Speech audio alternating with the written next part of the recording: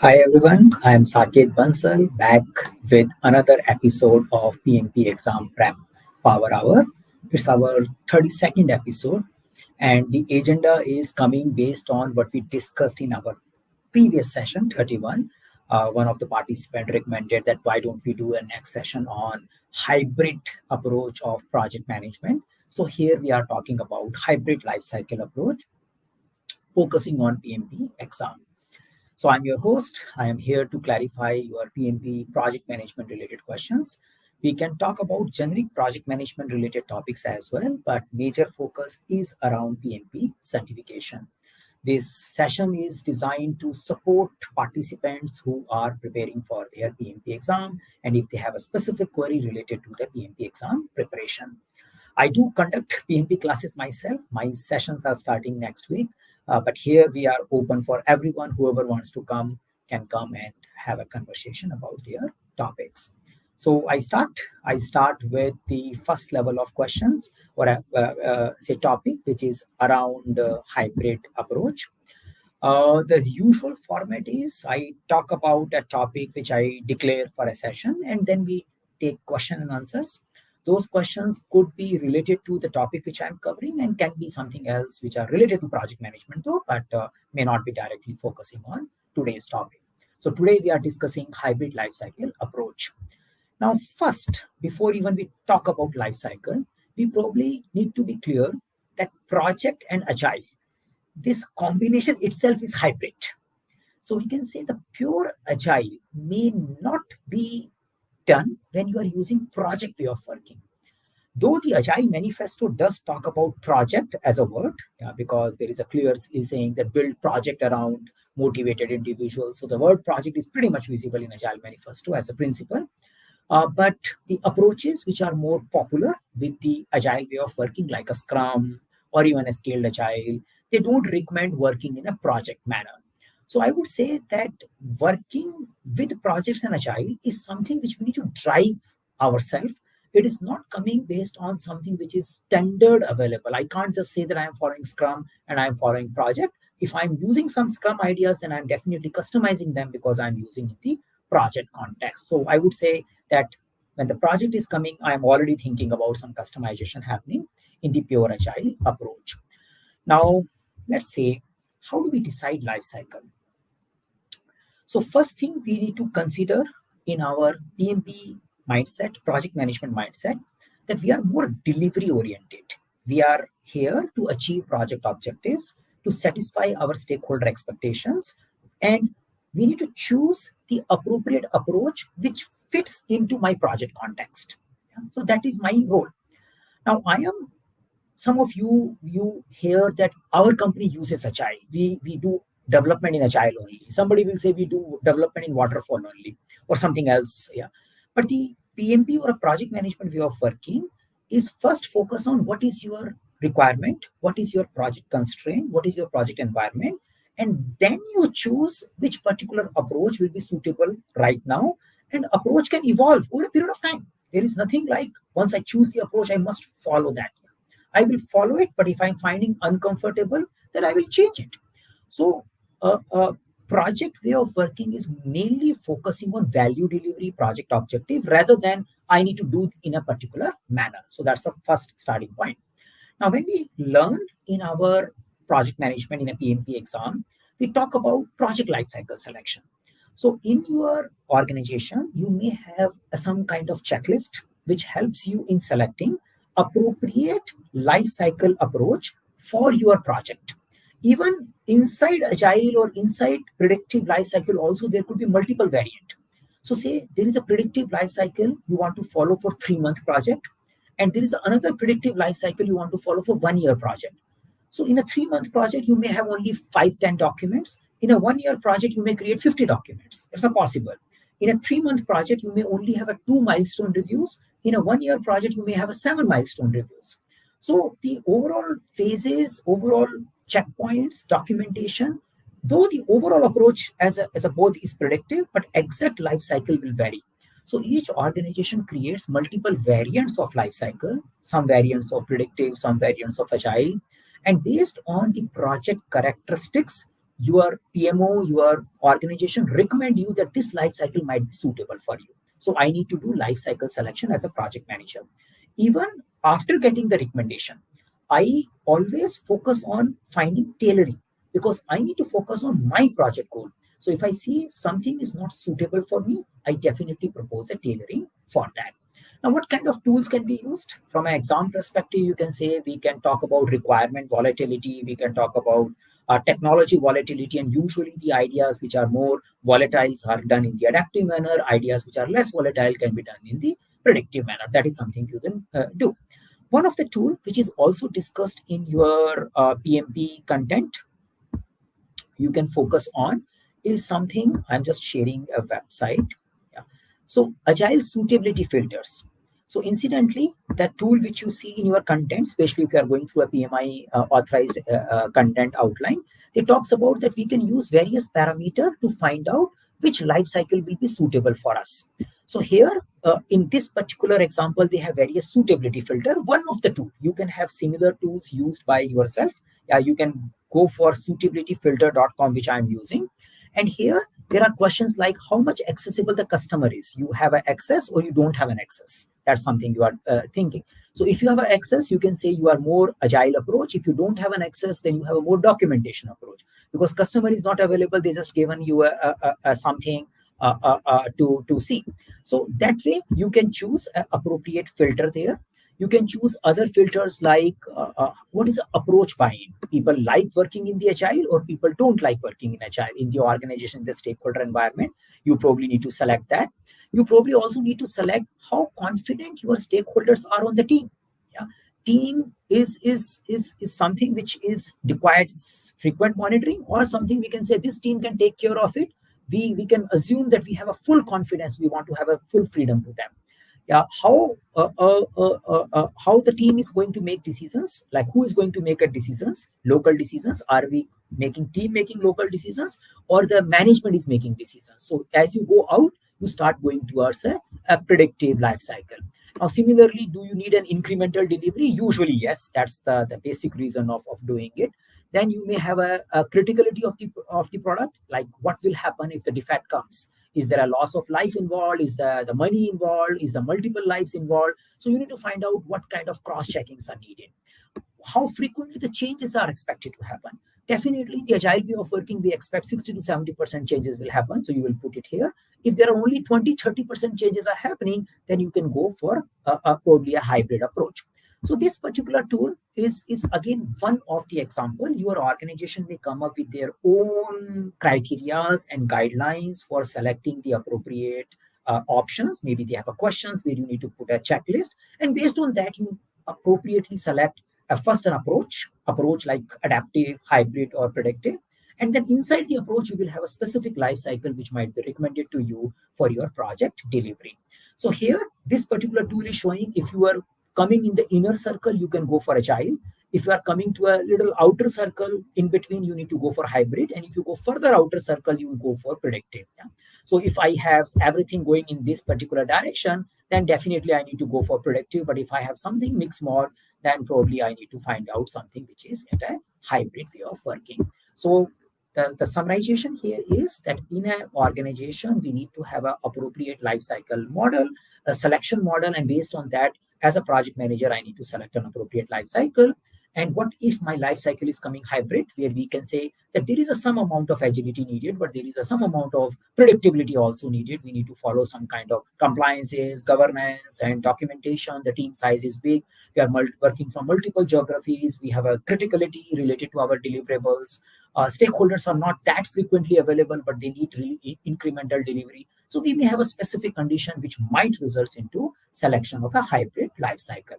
So 2 points covered till now. First, that the goal of life cycle selection or the approach selection is deliver a value, and this is something can evolve.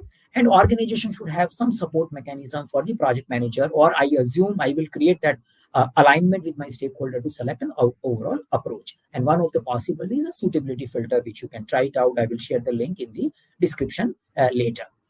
Now, major focus, hybrid life cycle. This is something you keep hearing when you are doing PMP exam preparation. So what is hybrid? So say hybrid could be anything. There is a very difficult to define something hybrid. Things can be defined in a pure form, but impure form is impure form. Yeah.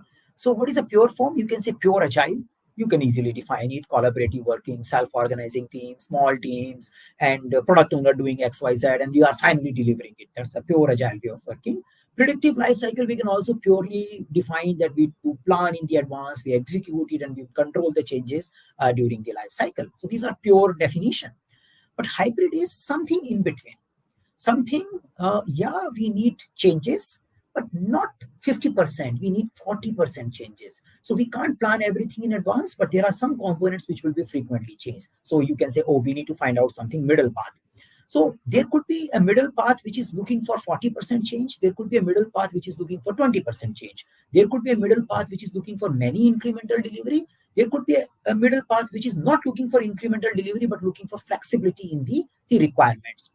So we usually represent in our PMP content that these are like two extreme ends. Yeah? So you have a agile end at one side, and you have a predictive lifecycle end at one side, and you need to choose something in between which supports the delivery for your project. Yeah, and all in between is hybrid. Yeah. So as a project manager, I can say hybrid is something which is using some part of agile approaches, some part of predictive approaches. One way of doing hybrid. Another way of doing hybrid is inside a big project, maybe some components are going in a predictive manner, some components are going in the adaptive manner. That's another type of hybrid. Yeah? So say a part of my project is having clear plan, another part of my project is evolving. So I'm using an approach which integrates both, hybrid approach. Another type of hybrid could be that you start with a one approach, you plan to start with a one approach, and then you change it between. You can say, oh, we are doing agile for initial 3 months, and after that we are expected to have like a quite refined understanding of requirements, stakeholders, and we will present these things, and based on that we will create a scope, we will baseline the scope, and then we will execute in a predictive manner. So that's another type of hybrid. There could be a reverse type of hybrid where you prepare everything in a predictive manner, but when you go for a rollout, usually that happens, you become agile because you have a lot of volatile situations which you need to deal with. So hybrid is actually your life cycle, a tailored life cycle, which picks the idea from here and there, and you create a mixture which will be suitable for you. Now, when it comes to creating a mixture, it is also a risk in a real world. Say you want to follow hybrid. Yeah, okay. You have a fixed price contract. Yeah, and inside it, you are doing agile, and you are giving demo, and you don't have a clear approach for quantifying and putting the number to the new changes coming. A lot of changes are coming, and there is a lot of conflict. People expect you are agile, you should change it, but your contract is fixed. So we need to find out, it is not like a randomly I will mix some ideas from agile, some ideas from predictive life cycle, and I will say this is what I want to do. I need to make sure that ideas which I'm picking up, they are pretty much consistent. So my contract should be consistent with the life cycle I am following. It should not put me in a trouble. If we have a new work coming in, there should be a mechanism of getting money for that. So for example, yeah, the life cycle which I am following, assuming we are looking for change and all, the stakeholders should be available for it. It should not have a situation where stakeholders are not available to review our work, but we want to give a demo every 2 weeks because we are following agile. That part is agile. So we need to find out, probably in such case, stakeholders are not available. We need to focus on documentation. We need to produce some artifact, take a sign off, because we understand they will only be available every 2 months only, not every 2 weeks. So we need to adjust accordingly.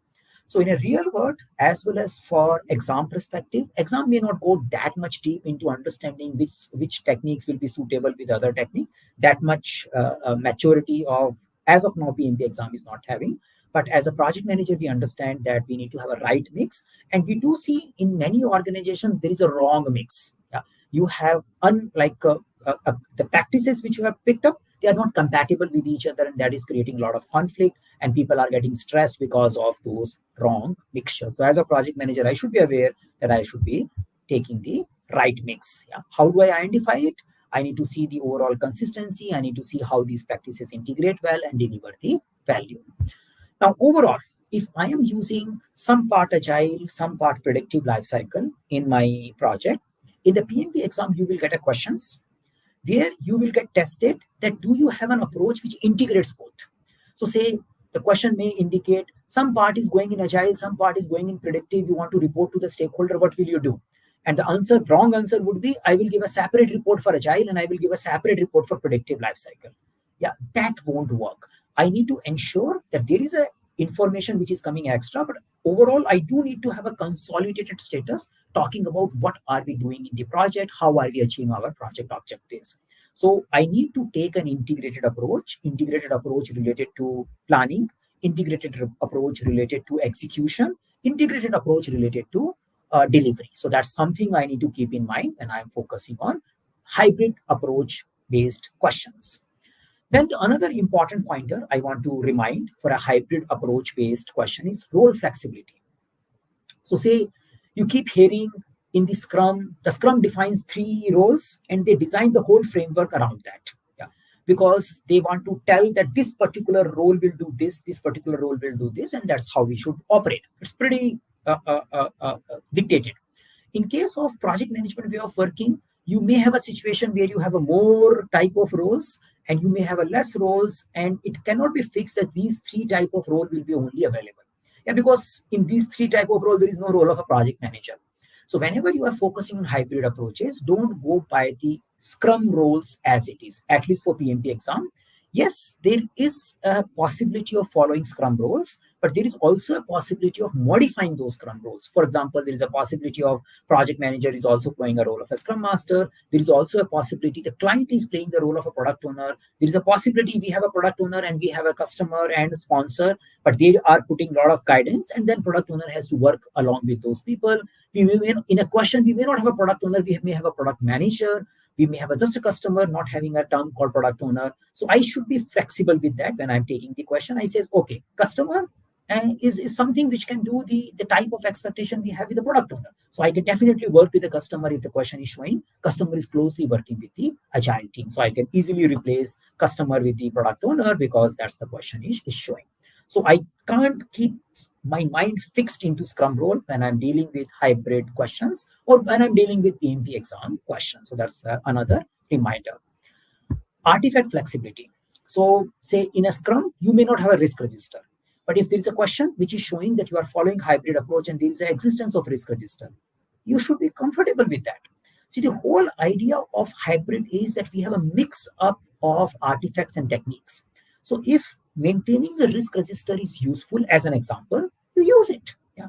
If it is not present in the question, you don't miss it. Yeah. You can have a other way of communicating risk also. For example, the risk may get discussed in daily Scrum, perfectly okay. Or risk may have a visibility on your Kanban board, perfectly okay. But it could be a risk register as well. Similarly, issue log, you may have an issue log, you may not have an issue log. You may have a risk management plan, you may have a understanding of your change control board. Yeah, so change control is most likely to be done with the help of backlog refinement. You don't necessarily need a governance or a change control board because by default, Agile may not promote that because the changes are happening very frequently. But in the hybrid approach, there is a possibility some type of changes may go for change control. You can say usually the backlog refinement and those kind of decisions will be taken by the product owner continuously. But if something is impacting more than this much money or more than this much direction of our project, then it requires second level discussion, which is a governance discussion. So that can happen. There could be a artifact like you need to produce a weekly report or a monthly report. So as a hybrid project manager, at the end of an iteration, I may prepare an iteration and report I need to send to some set of people. I may need to maintain a communication management plan. In the agile way of working, we probably don't talk about communication management plan. So we need to be clear that whenever some artifacts are present in the question, I see if they are useful. I don't focus on, oh, we are in agile, we cannot have a communication management plan. It could be a generic hybrid question. You probably need to use the communication management plan in that. So rather thinking about that, focus on the problem is about miscommunication. Is there any option which helps me in having better communication? And if I have an option saying that we need to improve the effectiveness of daily stand-up, I probably choose that. If the option is not there that increase the effectiveness of a daily stand-up, for example, and there is something which is pointing to a communication management plan and there is no other best option, I can go with that. In the PMP exam, the question is not complete till the time you see the options. So options, availability options will define that how much hybrid the question is. Yeah? So just question may not be very clear for me. So I need to be flexible with my artifact when I'm dealing with the PMP exam.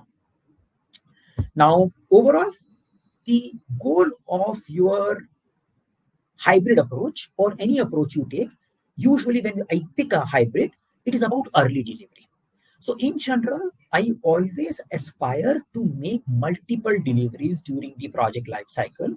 I understand as a project manager, the frequent delivery is something desired by my stakeholder. It helps me in validating my requirement. It helps me in validating my understanding of the requirement. So one of the goal of selecting and mixing all these things is value delivery and fast value delivery. So I'm doing everything to make a value delivery faster. So that is something is the driving point. We have a principle called focus on value in the PM principles. So that is something I need to focus all the time. Now, finally, a brief knowledge area or a domain integration. You can say that yes, there is a possibility scope management in case of hybrid. There is a possibility of having high-level scope statement, and inside it we may have a fine-grained backlog which is doing user story level working. But very unlikely to come these kind of questions. Usually, scope mixing is rare. Either you will see a user story based approach or you will see a WBS approach usually, but in a theoretical manner that is possible. Yeah, so usually you don't see that mixing. In a scheduling space, you can see that mixing. In a scheduling space, you may have a high level Gantt chart which might be showing the upcoming releases and a long term view for the project. It is not going till a task level.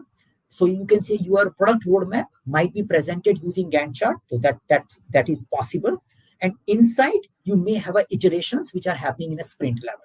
Yeah, so that is pretty much possible. So that's a kind of a mixing you can see in a project scheduling space.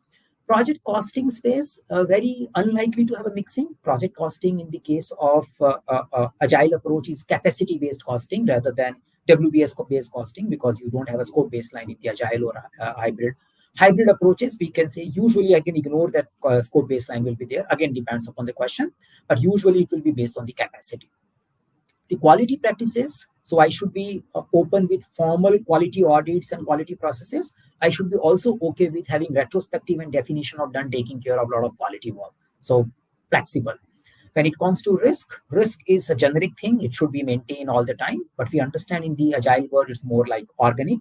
But you should be talking about it in your backlog refinement, various meetings which are happening. So I should be open with the risk register, not having risk register, both kind of things are pretty much okay. Procurement is a little bit independent, because whenever you want to get help from outside, we can say if you are following agile, you may go for agile based procurement only. That's a possibility, but it is something you can say is pretty independent from your current project life cycle, because you just want to identify a portion which you want to get help from outside. Communication, people management, stakeholders engagement, they are generic. Yeah, so you need to take care of it. Yes, we can have a mix of formal and informal approach for these things, which might be driven in case of your agile or adaptive or hybrid life cycles. So that's what I can say overall. And I think if you just get these last 20 minutes, you should be good with navigating with your hybrid related questions in the PMP exam. Yeah. So that's it. That's it from my side related to hybrid topics. Now, if you have any questions, we can focus on here. Yeah. So we got a question where to use a hybrid life cycle. So we know when we can't use a pure approach, we use hybrid life cycle. As I said, some component could be stable, some components are inflexible, and sometimes you want to start with predictability and you want to evolve as you go along. So all these situations will be pointing to hybrid. By default, for PMP exam, you are hybrid. When you see a question, you assume everything is possible. You don't say, this and this communication management plan and user story can't coexist together. If you are seeing a question, you should believe they can coexist together. Yeah, so by default, I assume everything is hybrid. Okay. So when you consider a hybrid approach, you need to find out. That's the point. You are creating a mixture. So you have a one mixture of predictive, you have a one mixture of adaptive. Yeah, now you need to create hybrid. So you can say, I will take 80% predictive and I will put 20% adaptive. That's a one hybrid. Or reverse could be a hybrid also. You take a 20% predictive and you take 80% adaptive. That's also a hybrid. But you need to select based on your project characteristics in consultation with your project lifecycle selection process, which you have in your organization processes. And as an example, I demonstrated the suitability filter can give you a one idea to find out how much mixture will be needed. But you need to make sure you select the mixture which fit well with each other. Yeah, that's the idea.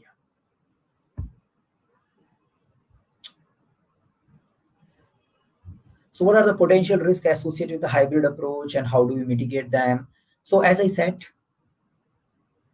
there is always a risk related to any approach and you mitigate them by continuous improvement and reflection. Yeah. So any life cycle approach need to be reflected frequently. Inspect and adapt is a mitigation of agile way of working or predictive way of working or adaptive way of working. So that's a pure risk mitigation. The possible risk could be that you may end up selecting the incompatible practices. So you have a fixed scope, a baseline in the contract, but you have a flexibility in the adaptive manner. So we need to apply our consistency mind. As a project manager, we are responsible for integration. So whenever we are coming up with a set of practices, usually your organization will guide it. We need to make sure that they are compatible with each other overall. So we can do one kind of a review. We can see the overall journey of our whole project and continuous learning. So in PMP exam, we use the word lesson learned. In the adaptive way, we use the word retrospective. Anything related to processes is evolving. Your processes are not finalized. That's the biggest mistake which we end up thinking. Even in a predictive life cycle, you should do continuous improvement. And that is what you realize, oh, this approach is not working for us. Probably we need to change something. You do it. That's something you as a project manager should be focusing. Great. So that's the collection here. Yeah.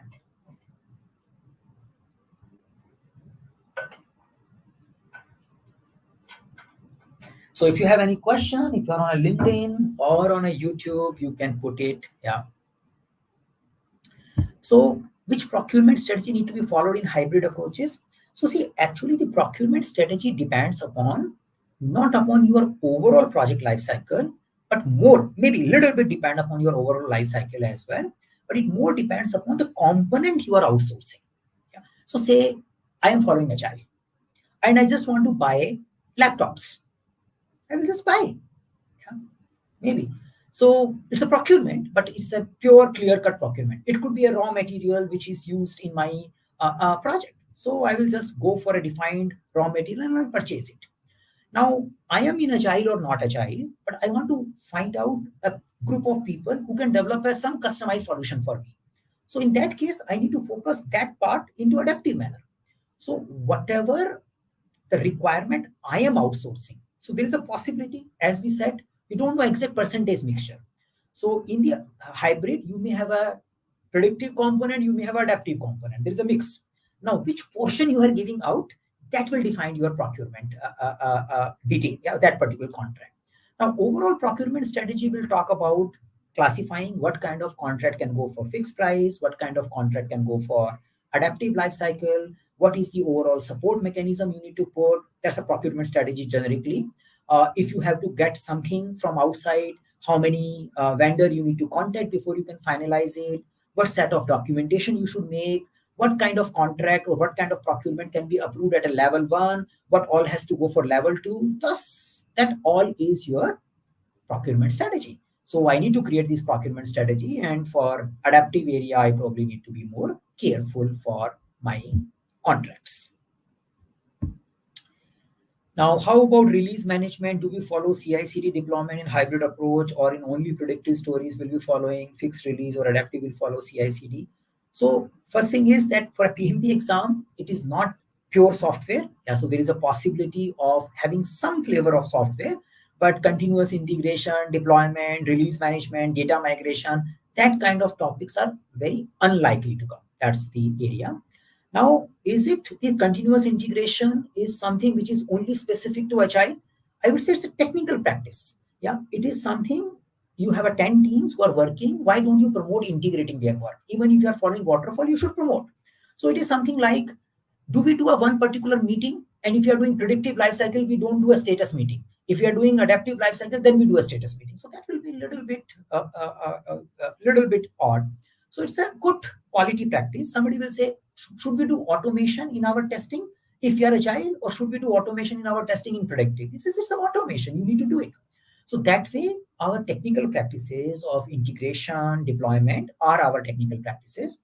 But one thing is, when it comes to releases, so when we are making incremental releases, periodic releases, frequent releases, then we do assume it is not predictive. It is either hybrid or it is adaptive life cycle. Now, it depends upon what are formalities attached to a release. If you can say release keeps happening and no one has to intervene, it's an automated process, then probably we are more adaptive manner. If you say the release can happen, but it requires a release management group approving it, then we can say it's a hybrid, because we need to propose and we need to create a release notes and take a signature, then only the release can happen.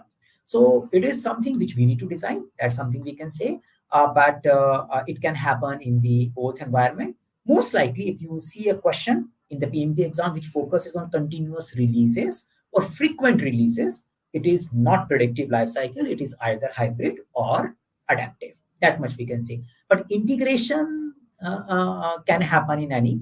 Deployment can happen, but deployment is also indicating to release frequency. Yeah, because you deploy, probably you will release frequently. That's the idea. So continuous deployment and release, we can point out towards the agile or hybrid way of working. Yeah, that much I can interpret from a PMP lenses.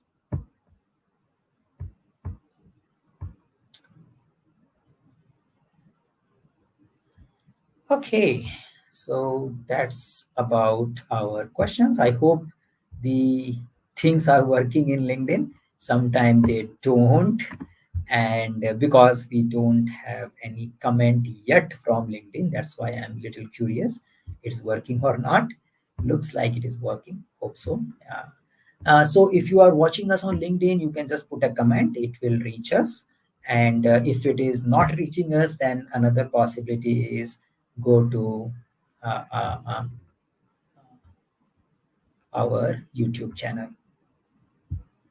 So can you throw some light on PMP exam? Is it advisable to take PMI membership and book the exam? There is no loss of taking membership for PMP exam, not a single dollar loss. So there is no disadvantages attached to it. Zero. There are advantages attached to it. One advantage is you may still save few dollars, not many, but maybe around $5-10 you will save, because they have a separate fee for member and non-member. So there will be some saving of money. The another saving is it's a 1-year membership. So during the year, you may want to read PMI's material. Say you want to learn program management standard, latest standard. You may learn business analysis standard. You may want to learn their WBS process booklet. They have a risk management booklet as well. So they have around 5-10 good knowledge base. So those all are available to you. The PMI also has an online thing, something called PMI Standard Plus, that is also available to you. So there are privileges which are available because of the membership. So simple answer is go for it. Now, when you should go for it, probably when you think of giving the exam soon, because maybe in a month time, because membership is valid for 1 year. And the retake fee discount is also available, but that will be also available during that membership validity time. So if you are thinking of giving exam after 6 months, I won't advise take membership right now. Yeah, it may be just lapsing. So take it towards the last time of your exam preparation.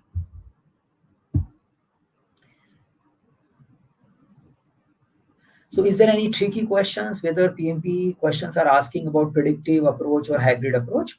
So we do have set of lifecycle selection questions in our website. Recently we added more. So if you select, I think there is a task in the ECU, I think task 12 or something in the process domain, select appropriate lifecycle. So if you go with our questions written for that particular task, you can definitely do it. Yeah.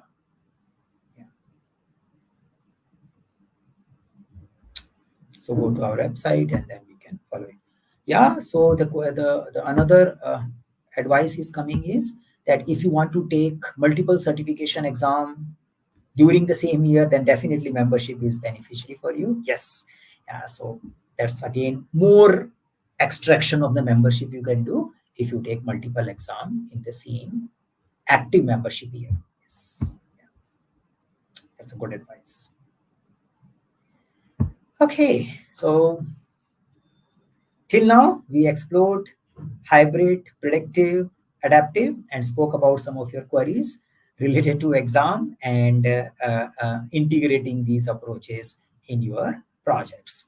If you are watching us on LinkedIn or YouTube, you can just put your comment. We got the first comment. Thanks to Manish, we know that it's working in the LinkedIn space. So yeah, it was more like a sharing though, but yes, we know the comments are reaching from there as well here.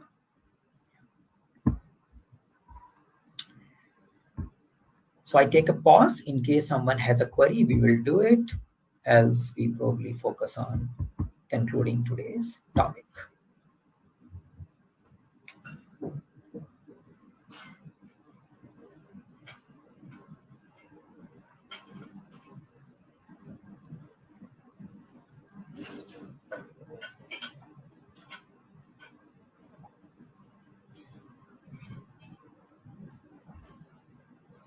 Okay, looks like we are good for today's topic.